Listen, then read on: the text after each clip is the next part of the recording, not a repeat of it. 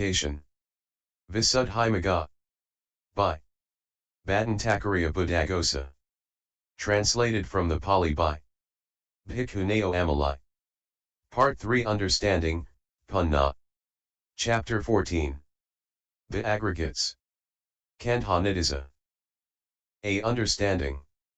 1436 Now, concentration was described under the heading of consciousness in the stanza, when a wise man, established well in virtue, develops consciousness and understanding, I.1.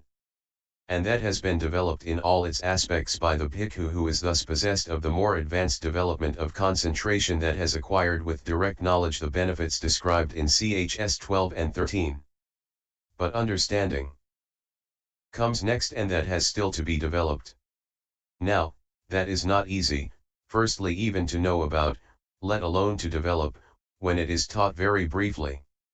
In order, therefore, to deal with the detailed method of its development, there is the following set of questions. I. What is understanding? 2. In what sense is it understanding? 3. What are its characteristic, function, manifestation, and proximate cause? 4. How many kinds of understanding are there? V. How is it developed? 6. What are the benefits of developing understanding? 2. Here are the answers. I. What is understanding? Understanding, Punna, is of many sorts and has various aspects. An answer that attempted to explain it all would accomplish neither its intention nor its purpose, and would, besides, lead to distraction, so we shall confine ourselves to the kind intended here, which is understanding consisting in insight knowledge associated with profitable consciousness. 3. 2. In what sense is it understanding? It is understanding, Punna, in the sense of act of understanding, Pajanana. Point 1. What is this act of understanding? It is knowing, Janana, in a particular mode separate from the modes of perceiving, Sanyanana, and cognizing, Vihanana. 437 For though the state of knowing, Jananabhava, is equally present in perception, Sana, in consciousness, Vinayo, and in understanding, Punna, nevertheless perception is only the mere perceiving of an object as, say, blue or yellow. It cannot bring about the penetration of its characteristics as impermanent, painful, and not self. Consciousness knows the objects as blue or yellow, and it brings about the penetration of its characteristics, but it cannot bring about, by endeavoring, the manifestation of the supramundane path.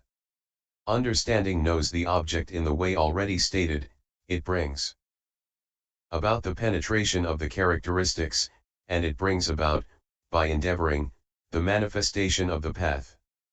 For suppose there were 3 people, a child without discretion, a villager, and a money changer, who saw a heap of coins lying on a money changer's counter. The child without discretion knows merely that the coins are figured and ornamented, long, square or round. He does not know that they are reckoned as valuable for human use and enjoyment. And the villager knows that they are figured and ornamented, etc., and that they are reckoned as valuable for human use and enjoyment, but he does not know such distinctions as, this one is genuine, this is false, this is half value. The money changer knows all those kinds, and he does so by looking at the coin, and by listening to the sound of it when struck, and by smelling its smell, tasting its taste, and weighing it in his hand, and he knows that it was made in a certain village or town or city or on a certain mountain or by a certain master. And this may be understood as an illustration. 5. Perception is like the child without discretion seeing the coin, because it apprehends the mere mode of appearance of the object as blue and so on. Consciousness is like the villager seeing the coin, because it apprehends the mode of the object as blue, etc., and because it extends further, reaching the penetration of its characteristics. Understanding is like the money changer seeing the coin, because, after apprehending the mode of the object as blue, etc., and extending to the penetration of the characteristics, it extends still further, reaching the manifestation of the path. That is why this act of understanding should be understood as knowing in a particular mode separate from the modes of perceiving and cognizing. For that is what the words "it is understanding" in the sense of act of understanding refer to. 6. However, it is not always to be found where perception and consciousness are. 438. But when it is not disconnected from those states. And because it cannot be taken as disconnected, thus, this is perception, this is consciousness, this is understanding, its difference is consequently subtle and hard to see. Hence the Venerable Nagasena said, "A difficult thing, O king, has been done by the Blessed One." What, Venerable Nagasena, is the difficult thing that has been done by the Blessed One? The difficult thing, O king, done by the Blessed One was the defining of the immaterial states of consciousness and its concomitants, which occur with a single object, and which he declared thus: "This is contact, this is feeling, this is perception, this is volition, this is consciousness." Mill 87. 7. 3. What are its characteristic, function, manifestation and proximate cause? Understanding has the characteristic of penetrating the individual essences of states. 3. Its function is to abolish the darkness of delusion, which conceals the individual essences of states. It is manifested as non-delusion. Because of the words, "one who is concentrated knows and sees correctly," AV3, its proximate cause is concentration. 8. 4. How many kinds of understanding are there? 1. Firstly, as having the characteristic of penetrating the individual essences of states, it is of one kind. 2. As mundane and supramundane, it is of two kinds. 3. Likewise as subject to cankers and free from cankers, and so on. 4. As the defining of mentality and of materiality. 5. As accompanied by joy or by equanimity. 6. As the planes of seeing and of development. 7. It is of three kinds, as consisting in what is reasoned, consisting in what is learned, heard, and consisting in development. 8. Likewise as having a limited, exalted, or measureless object. 9. As skill in improvement, detriment, and means. 10. As interpreting the internal, and so on. 11. It is of four kinds, as knowledge of the four truths. 12. And as the four discriminations. 4. 9. 1. Herein, the single-fold section is obvious in meaning. 2. As regards the twofold section, the mundane is that associated with the mundane path, and the supramundane is that associated with the supramundane path. So it is of two kinds, as mundane and supramundane. 10.3. In the second dyad, that subject to cankers is that which is the object of cankers. That free from cankers is not their object. This dyad is the same in meaning as the mundane and supramundane. The same method applies to the dyad subject to cankers and free from cankers, associated with cankers and dissociated from cankers, DHS3, and so on. So it is of two kinds, as subject to cankers and free from cankers, and so on. 11.4. In the third dyad, when a man wants to begin insight, his understanding of the defining of the four immaterial aggregates is understanding as defining of mentality, 439, and his understanding of the defining of the material aggregate is understanding as defining of materiality. So it is of two kinds, as the defining of mentality and of materiality. 12.5. In the fourth dyad, understanding belonging to two of the kinds of sense sphere profitable consciousness, and belonging to 16.5 of the kinds of path consciousness with four of the jhanas in the fivefold method, is accompanied by joy. Understanding belonging to two of the kinds of sense sphere profitable consciousness, and belonging to the remaining four kinds of path consciousness with the fifth jhanas is accompanied by equanimity. So it is of two kinds, as accompanied by joy or by equanimity. 13.6. In the fifth dyad, understanding belonging to the first path is the plane of seeing. Understanding belonging to the remaining three paths is the plane of development, see XII.127. So it is of two kinds, as the planes of seeing and of development. 14.7. As regards the triads, Understanding acquired without hearing from another is that consisting in what is reasoned because it is produced by one's own reasoning. Understanding acquired by hearing from another is that consisting in what is heard, because it is produced by hearing. Understanding that has reached absorption, having been somehow produced by meditative development, is that consisting in development. And this is said, herein, what is understanding consisting in what is reasoned.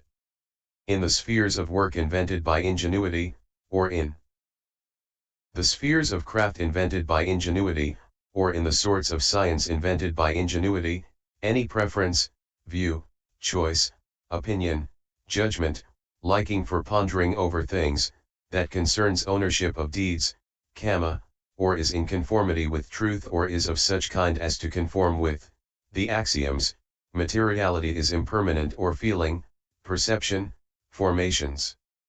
Consciousness is impermanent that one acquires without hearing it from another, that is called understanding consisting in what is reasoned.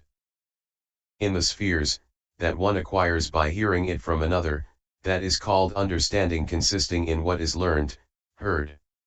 And all understanding in anyone who has attained, an attainment, is understanding consisting in development, by 324-25. So it is of three kinds as consisting in what is thought out, in what is heard, and in development. 15-8.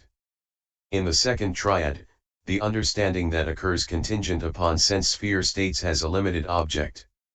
That which occurs contingent upon fine material sphere states or immaterial sphere states has an exalted object. That is mundane insight. That which occurs contingent upon nibbana has a measureless object. That is supramundane insight. So it is of three kinds as having a limited, an exalted, or a measureless object. 16-9. In the third triad, it is increase that is called improvement. That is twofold as the elimination of harm and the arousing of good. Skill in improvement is skill in these, according as it is said, herein, what is skill in improvement? When a man brings these things to mind, both unarisen unprofitable things do not arise and arisen unprofitable things are abandoned in him, or when he brings these things to mind 440 both unarisen profitable things arise and arisen profitable things advance to growth, increase, development, and perfection in him. Whatever here is understanding, act of understanding, 4 words elided cdhs 16 non-delusion, investigation of states, right view, is called skill in improvement, by 325-26. 17 non-increase is what is called detriment. That also is twofold as the diminution of good and the arousing of harm. Skill in detriment is skill in these, according as it is said, herein, what is skill in detriment? When a man brings these things to mind, both unarisen profitable things do not arise. By 326, and so on. 18 But in either of these cases any skill in means to cause the production of such and such things, which skill occurs at that moment and is aroused on that occasion, is what is called skill in means, according as it is said, and all understanding of means thereto is skill in means, by 326. So it is of three kinds as skill in improvement, in detriment, and in means. 1910. In the fourth triad, insight understanding initiated by apprehending one's own aggregates is interpreting the internal. 6 That initiated by apprehending another's aggregates or external materiality not bound up with the faculties, that is, inanimate matter, is interpreting the external. That initiated by apprehending both is interpreting the internal and external. So it is of three kinds as interpreting the internal, and so on. 2011. As regards the tetrads, in the first tetrad, knowledge that occurs contingent upon the truth of suffering is knowledge of suffering, knowledge that occurs contingent upon the origin of suffering is knowledge of the origin of suffering, knowledge that occurs contingent upon the cessation of suffering is knowledge of the cessation of suffering, and knowledge that occurs contingent upon the way leading to the cessation of suffering is knowledge of the way leading to the cessation of suffering. So it is of four kinds as knowledge of the four truths. 2112. In the second tetrad, the four kinds of knowledge classed as that concerned with meaning, etc., are called the four discriminations. For this is said, knowledge about meaning is the discrimination of meaning, Athapisamhita. Knowledge about law is the discrimination of law, Dhammapisamhita. Knowledge about enunciation of language dealing with meaning and law is the discrimination of language, Niruttapisamhita. Knowledge about kinds of knowledge is discrimination of perspicuity, Papanappisamhita, Vibhi 293.